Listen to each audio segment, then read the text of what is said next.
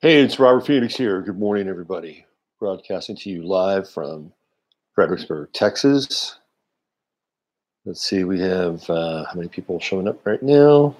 Slowly we trickle in. Hey, I got a short day, a short broadcast ahead of us. Got to go off and do an early reading today, actually, somewhere here in town. Let me just kind of make my brim a little more rounded like this. So I cannot see the chat today. Can somebody shoot me a chat just to let me know that you're in there?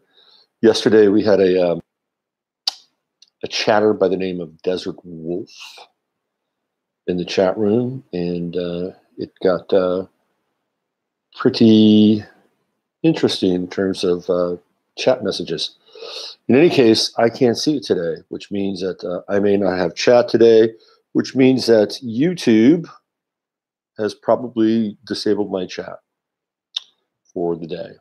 So I want to thank you, Desert Wolf, for coming into my chat room and helping to disable my chat. That's not going to happen in the future, by the way. It won't. So yeah, so I tried a different strategy because it seems like the chats now are being infiltrated by bots, or if not bots, human bots. And I'm not really crazy about it, to be quite honest with you. So yesterday I took a different strategy, and I just decided that I was going to kind of ignore what was going on and focus on the show at hand, meaning I wasn't feeding the troll. Well, looks like it had an effect because I have no chat room today.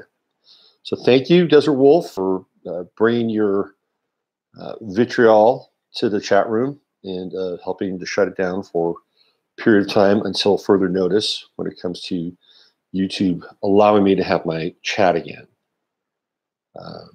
Not cool, not cool at all. So that's a little bit of an aftermath of the eclipse, as I can tell, with the moon up in my ninth house of publishing, and this happens to be a medium of publishing. That's what this is. We're publishing a stream, right? We're publishing a series of posts. This is what the online world has evolved into.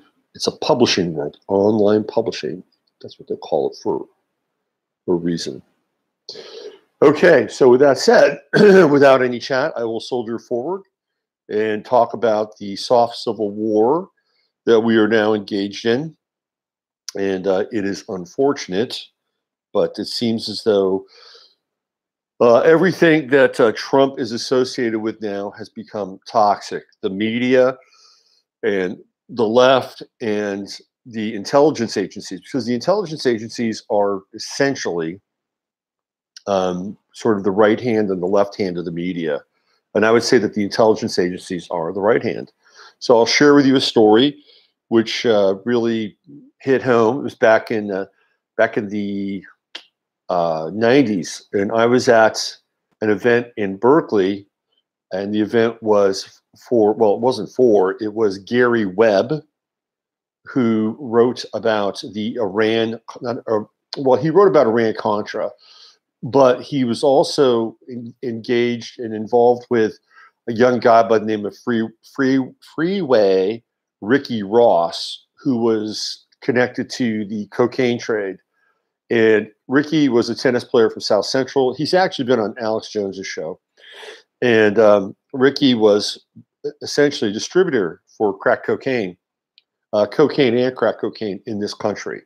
And he was employed by the CIA. And Ricky was sharing his stories with Gary Webb. And Gary Webb was doing his own research. And Gary Webb was literally blowing the lid off of the CIA's involvement in the importation and distribution and sale of cocaine in this country. It was a big, big deal, really big deal. And Gary was on the staff of the San Jose Mercury. And I remember those stories breaking in real time. It was the early days of the internet. And it was setting records for views and all kinds of facts that were just then being associated with the online world. So Gary's reward for his stellar journalism was that he was moved off of that story and into covering the city council and city hall for the city of Los Gatos. So he went from having his hands wrapped around probably the Woodward and Bernstein story of the late 20th century to covering zoning laws and zoning violations in Los Gatos. It was not particularly a great career move for Gary. Gary wound up leaving the San Jose Mercury, and he wrote his seminal book about his experience. So it was a night in Berkeley, California, and I was hanging out with a friend of mine, and we were talking to this guy who was at the event. Gary was speaking, and this guy was an older cat, and he said something that had been confirmed by another person who had met a few years before that up in Olympia, Washington, at an event with George Green. And he said that at every major media outlet, whether it's a newspaper or, and I'm talking major, right? Major newspaper, radio station, or TV station, there is somebody from the CIA who is stationed inside of that entity, and they're stationed at a fairly high level. So they could be a managing editor or an editor or a news director. What happens is that the news director or the managing editor or the editor of the publication itself get essentially farmed by the CIA, and they're brought in and said, "Look, you're going to work for us, and here's what you have to do. You have to basically be a filter, and we're going to help you with being a filter."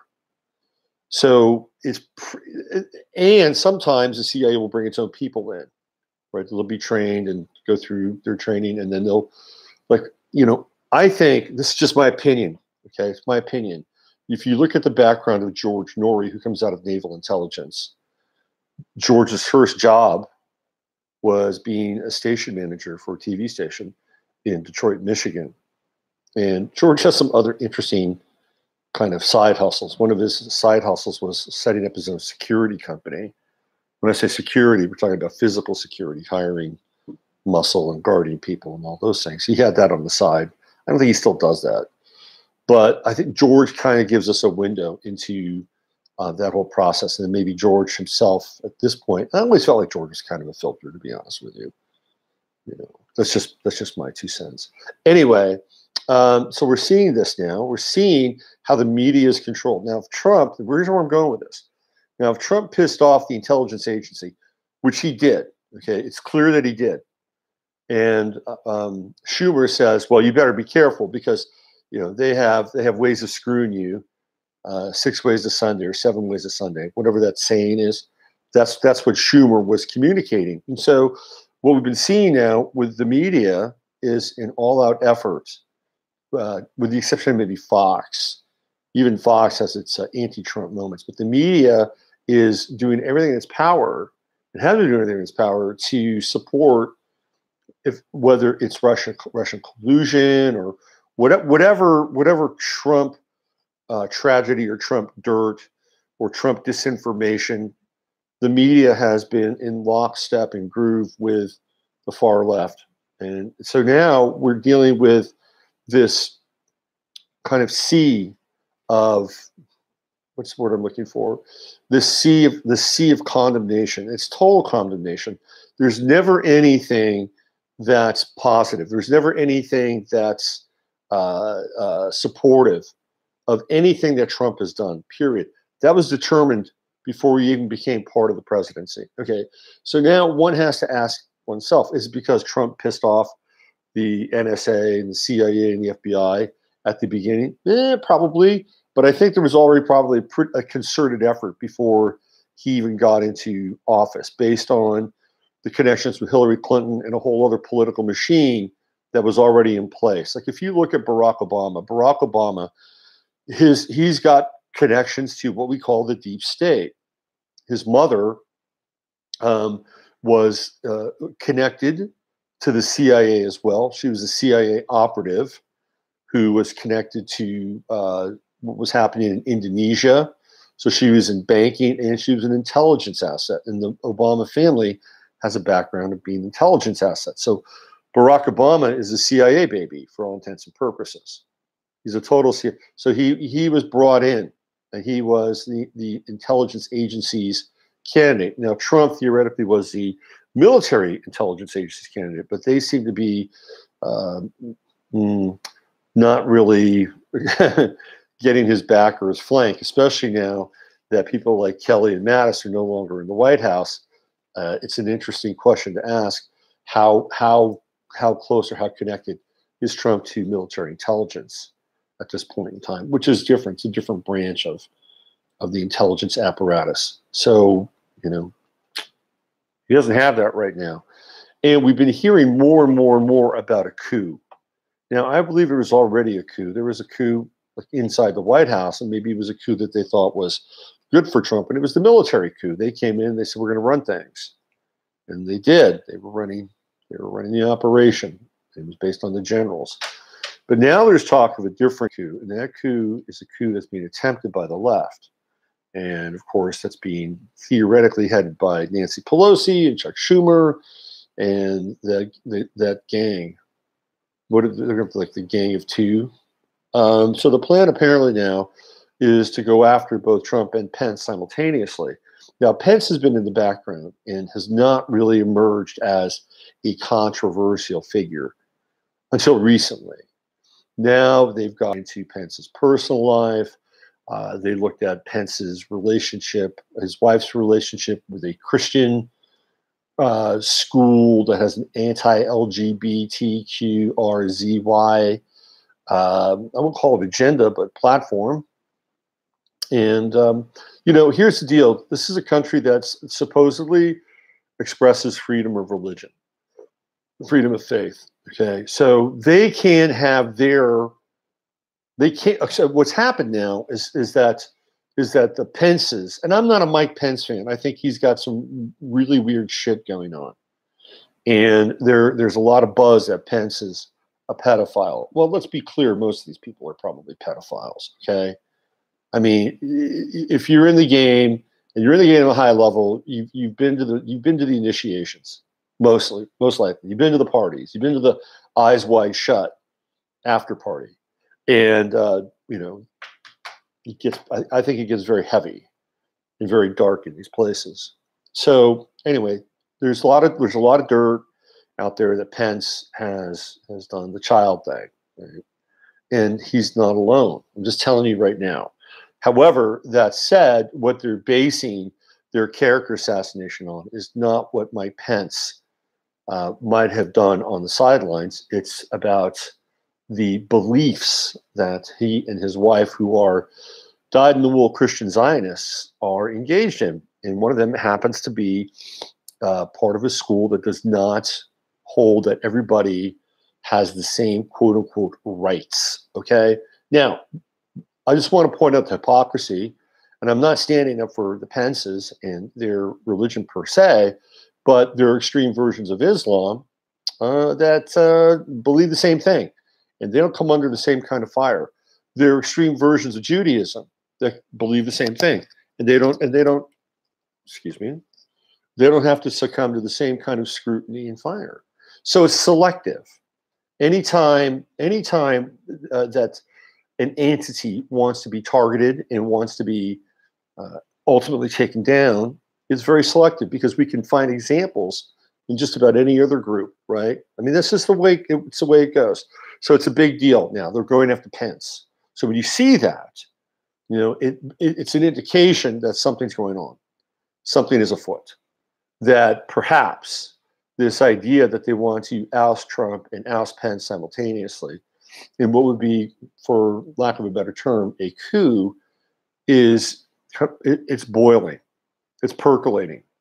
And that the idea would be, now that Nancy Pelosi is the Speaker of the House, would be to ultimately get Pelosi into the presidency, and then for Pelosi to appoint Hillary Clinton as the rightful president of the United States. As far-fetched as it sounds, it's being talked about, and I'm just sharing with you sort of the skeletal kind of work, or the skeletal framework of that. So getting back to this soft civil war, in this event that happened in in Washington with the Covington School, which is a Catholic school from Kentucky, and of course Nathan Phillips, the Native American activist. Another polarizing moment that's there for all of our edification and entertainment purposes to further divide and conquer us, thus stoking the fire for what we call a soft civil war. Now, Antifa has decided to go to the Covington School and protest against the Covington kids and the young man whose name is Sandman. Is that an interesting name? His name is Nick Sandman. Enter Sandman. That's Nick. His name is Nick Sandman. Sandmann.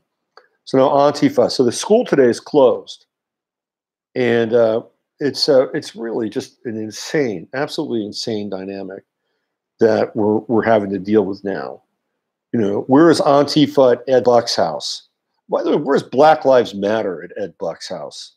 You know who Ed Buck is? He's the guy who loves to bring over to his place down and out black males, some of which are younger, some of which maybe not as young, but he likes to bring them over to his shabby apartment in outer Hollywood, wherever he's living, and he likes to shoot methamphetamine in them, and then break out his little drawer of assorted sex toys, put on some tidy whities, and do whatever he does.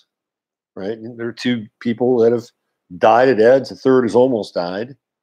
You know, where's the great protest there? Where's the great sense of injustice there that the black community is being preyed upon by this man? No, it's not really happening, is it? So we are in the midst of a soft civil war, and it feels like it could go at any time.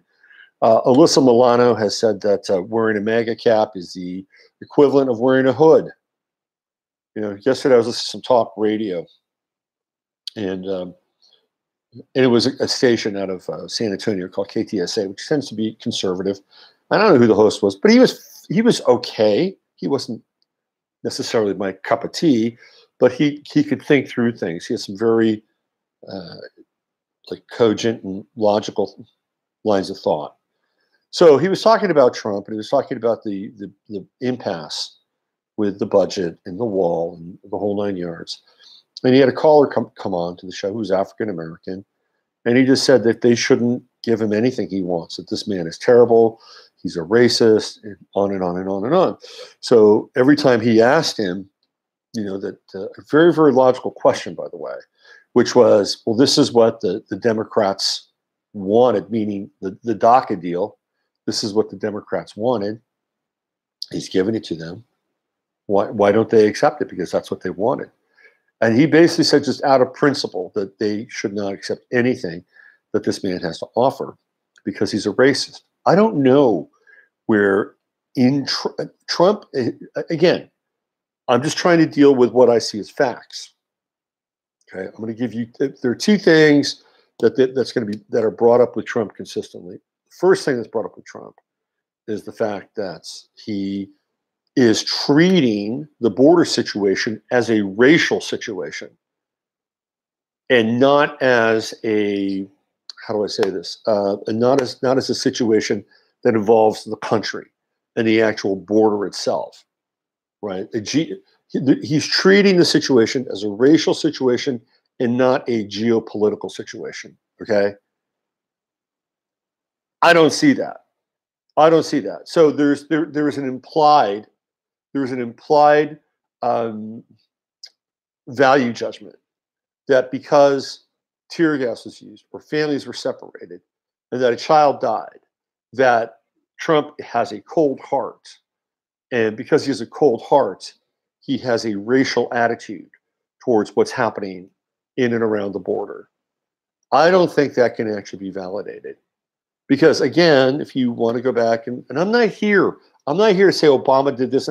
I'm just here to tell you that there are two different standards, right? Because Obama did many of the same things.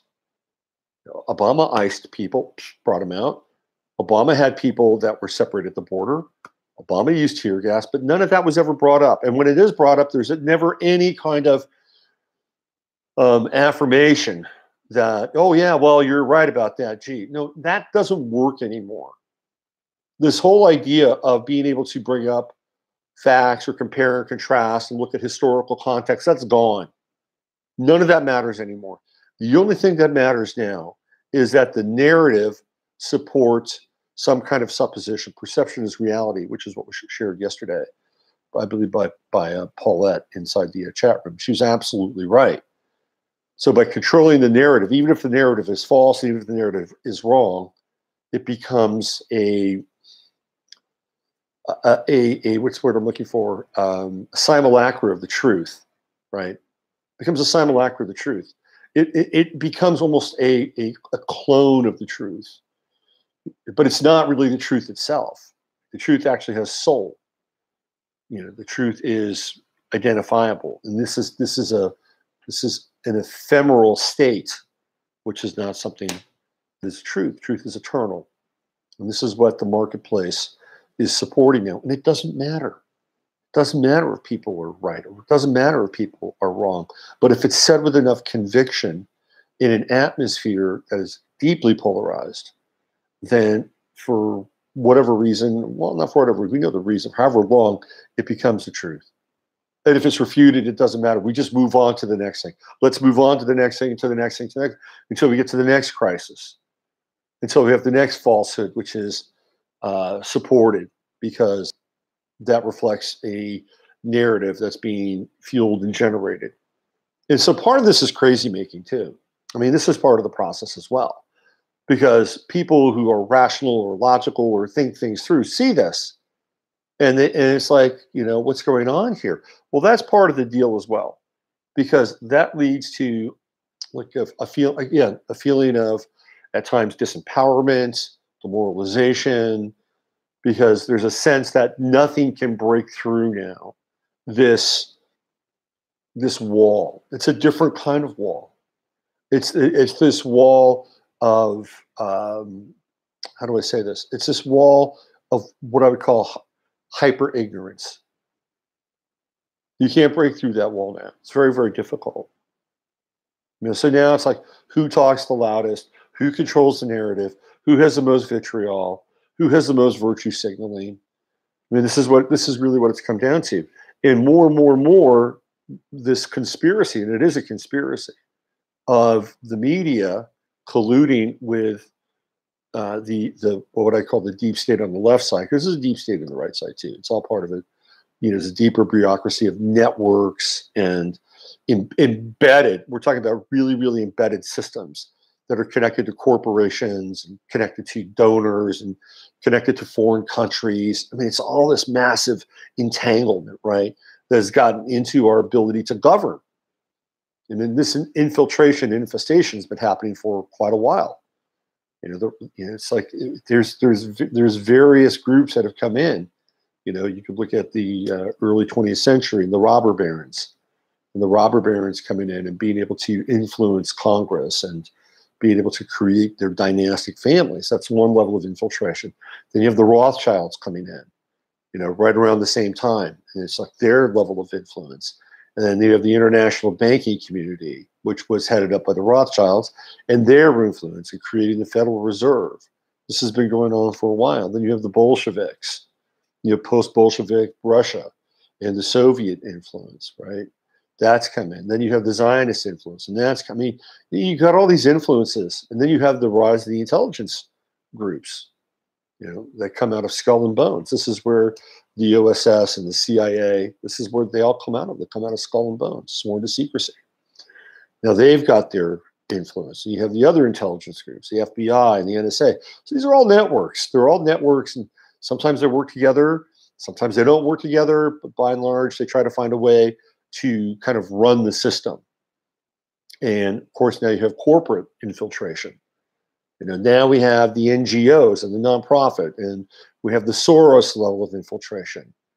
We have the infiltration of foreign lobbies. I mean, this is what we're dealing with in this country, and there are people who are being paid and receiving a shitload of money to, throw out, to deal in skunk works, or to run programs. So what theoretically would be great is if we were able to like clear all that crap out. And this is where this whole idea of draining the swamp came into play. And now we've got a guy who's in the White House, for better or worse, who I believe is, unless he's really playing some super 5D chess, I think is now probably pretty deep doo-doo, pretty deep shit. Maybe at the end of the day, with all the 500,000 indictments, whatever they have now, they'll pull the rug out from these people, and we'll see that he was in control all along. But I'm not sure that that's the case. I'm not sure that's the case. My biggest concern is is the soft civil war. That's my biggest concern, because it feels as though we're being pitted against each other, primed against one another, and it's not a great scenario at all. And now any little event, any minor event, like what happened over the weekend in Washington with the Covington school kids and Nathan Phillips, is another piece of tinder, another a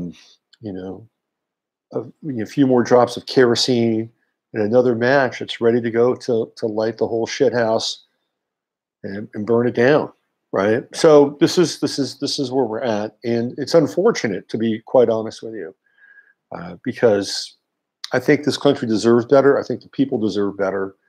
And yes, is it part of a deconstruction phase? Absolutely, absolutely. And that deconstruction phase might actually end in an actual physical civil war. It might.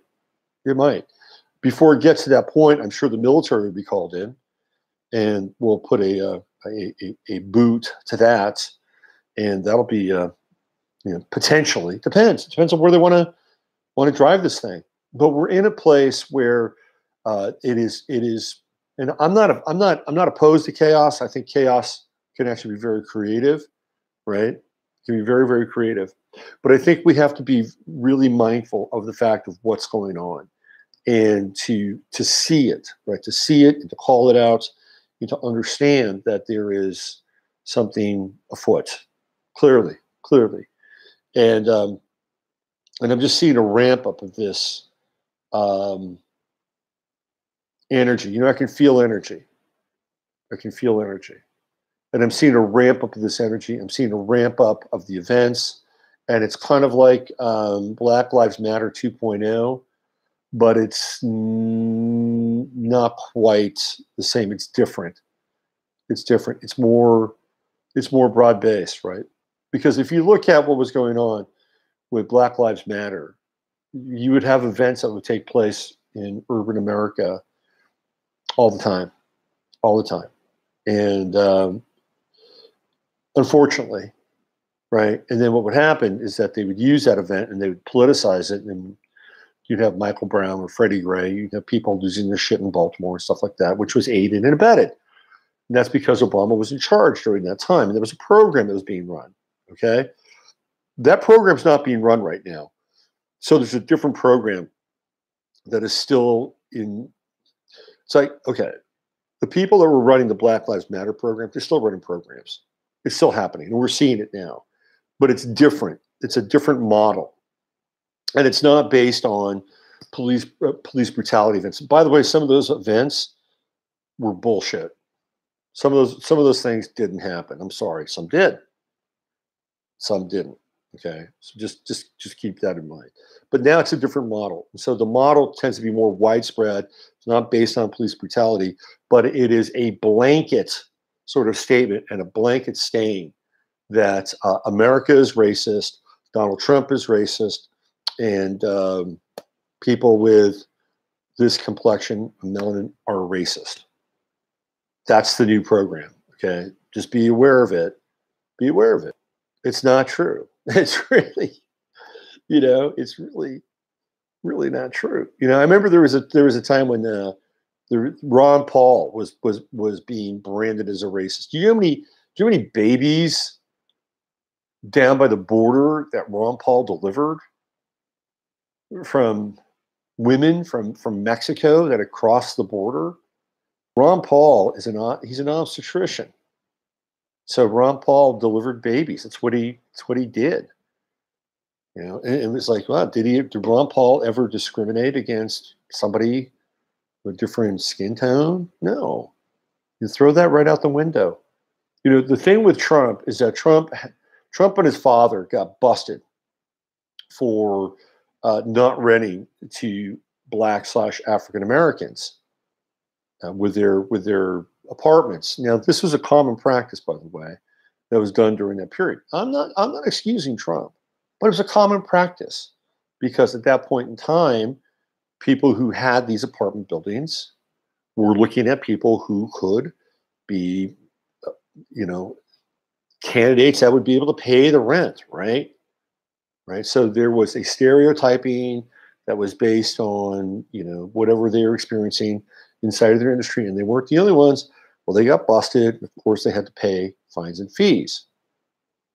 But after that event, which is often cited that Trump is a racist, after that event, you should show me where he has exhibited either racist tendencies or racist behavior or racist language. Now, I remember not long ago that Omarosa, whom he had hired, whom he was very close to, who he brought into his administration, that was a big mistake, who just happens to be Black, said that she had a recording of him, that was saying that he was spouting the N-word. I'm still waiting for that. Where's that? Where's that recording? There was a guy who won The Apprentice. His name was Randall. I forget his last name. Happens to be Black.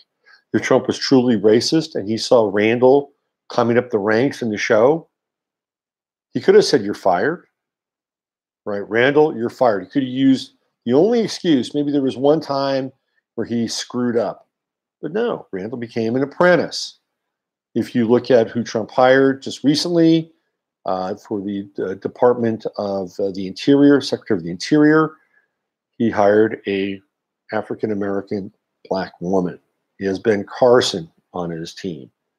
Yeah, I don't think he is a racist, right? They don't use the homophobe thing anymore because that can't really be proven.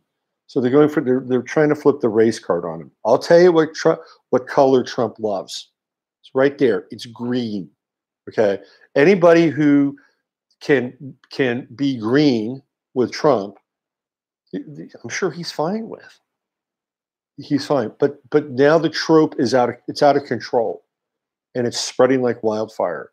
And the media is doing everything in its power to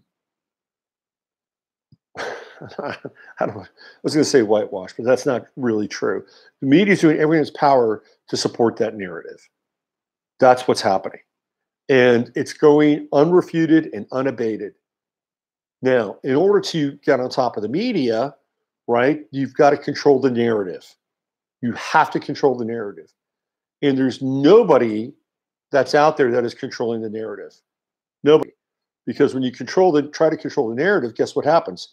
You get, dozens of people or influencers or sources coming at you simultaneous. It's like, again, it's part of that gang stalking mentality. So again, we're in an interesting time. We're this eclipse. There's something about this eclipse that it was not a great eclipse in terms of the angular relationship with the moon at that time. And I found that the energy was incredibly off yesterday, really, really off with what in the post-eclipse environment. So we soldier on. I think March is a big month. I think March is a very, very big month. This is the month, the Ides of March. Ye beware the Ides of March. This is when Caesar was assassinated, right? March 15th. And don't forget, there was a play in the first few months of Trump's presidency, which was a version of Caesar that was being performed in Central Park in New York, and Caesar was played by Trump.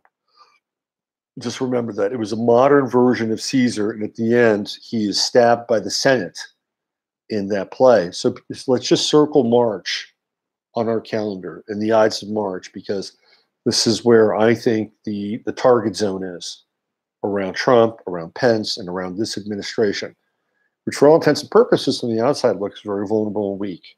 We're not there on the inside. We can't really see how strong it is. And even if we did, even if we could, we might not be able to really drill down into the deeper strata. But from the outside, it does look vulnerable, and it does look like this is an administration that theoretically is wobbling, because that's what's being portrayed, right? That's what the media portrays, and every single day there's this toxic bath that they are bathing, Trump and the presidency in.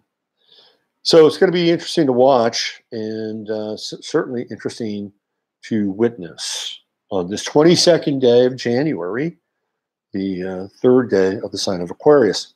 Before I sign off, there are a few other Aquarians from the music world that I wanted to bring to your attention that really help shape music in ways that we might not always think about. Probably, in my estimation, probably the most talented and maybe the most famous Aquarian of all time was Mozart. And Mozart changed music. He changed the landscape of classical music. Mozart was like the Jimi Hendrix of classical music of his day, the child prodigy. He was a Freemason too, but you might not have known that, but Mozart was a Mason. Anyway, Mozart the Aquarian changed music. How about Bob Marley? Bob Marley changed reggae music and pop music and pop ideology forever, right? Rastafarianism and the music from his country, Jamaica, became popularized, which led to a wave of more what we call international or world music in the global music scene. Bob Marley, Aquarian, certainly made an impact on music, culture changer. And what about the realm of punk rock, where Johnny Lydon from the Sex Pistols, also known as Johnny Rotten, cut a dangerous, almost sociopathic figure on the stage in a way that nobody had ever done in rock and roll before. Elvis was considered dangerous. Little Richard was considered dangerous.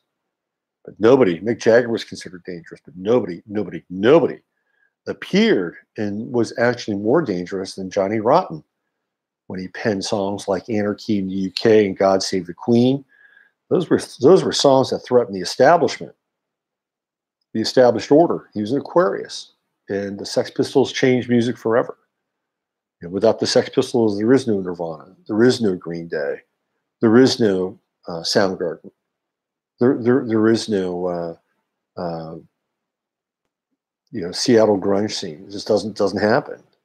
So those are just three Aquarians that really change the sort of the nature of music from various genres. Anyway, I'm out of here. I got to go do a reading. I got to get over to where I need to go in about 10 minutes, maybe even less. So I'd like to stay longer and talk. But, use your head to discern what's real and your heart to stay open when it's possible, which means, right, align yourself with truth, but don't shut yourself off from the potential of experiencing change in relationship to another person or another experience, right? And that's the balance that we strive to achieve. That is a real delicate balance, to be able to be in the truth and to keep peeling away the layers while keeping your heart open. And if you can do that and manage to walk that path, and you walk the line, then you are the snail that is moving slowly across the razor's edge. To me, that is the path we're all on.